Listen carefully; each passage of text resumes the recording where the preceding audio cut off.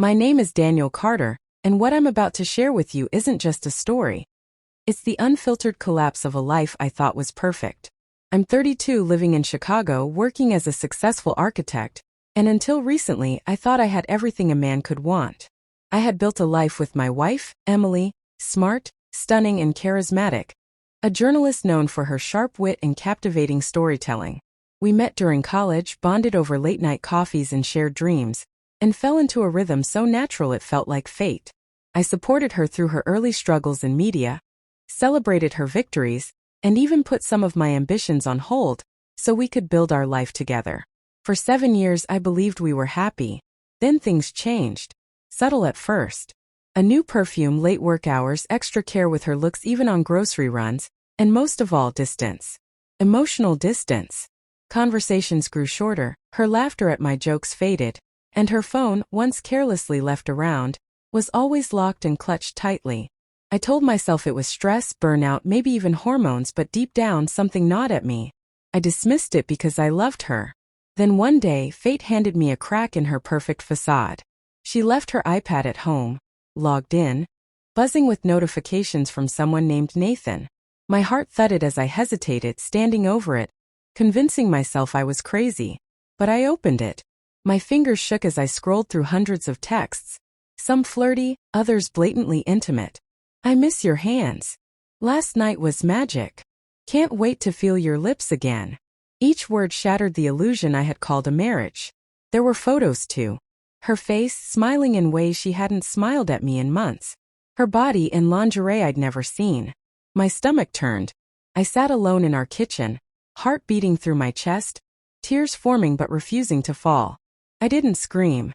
I didn't call her. I didn't even message her. Instead, I did the unexpected. I messaged him. I found his number on one of their shared photos, blurred but enough digits visible to piece it together from our phone records.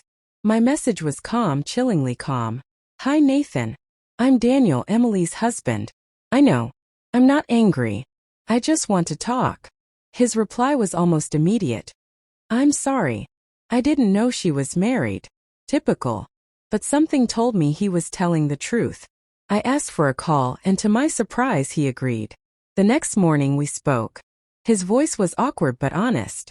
He said he met Emily at a media networking event.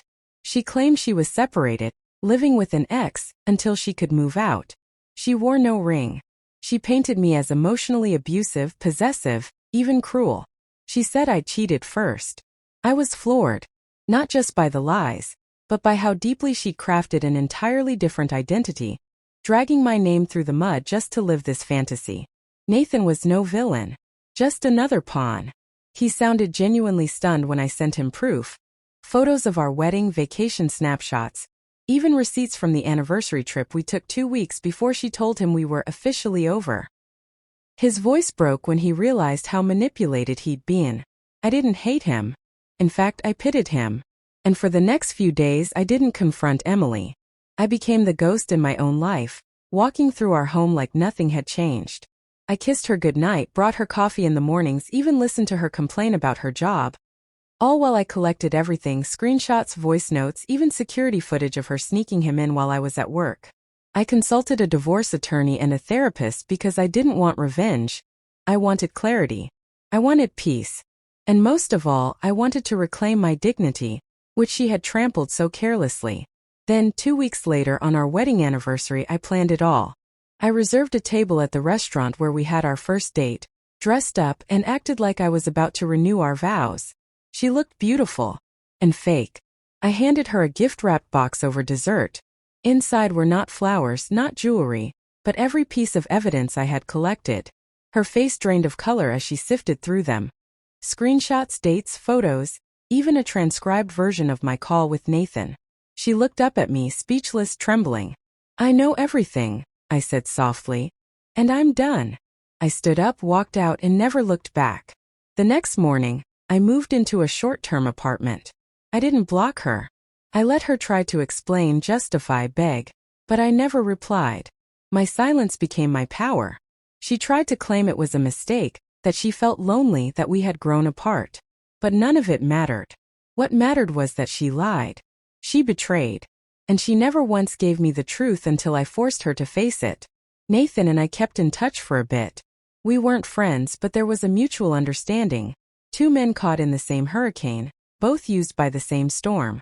He told me he broke things off, that Emily tried to spin more lies, but this time he didn't buy them. We even met once briefly for coffee. It was surreal. Two strangers connected by pain, both trying to rebuild.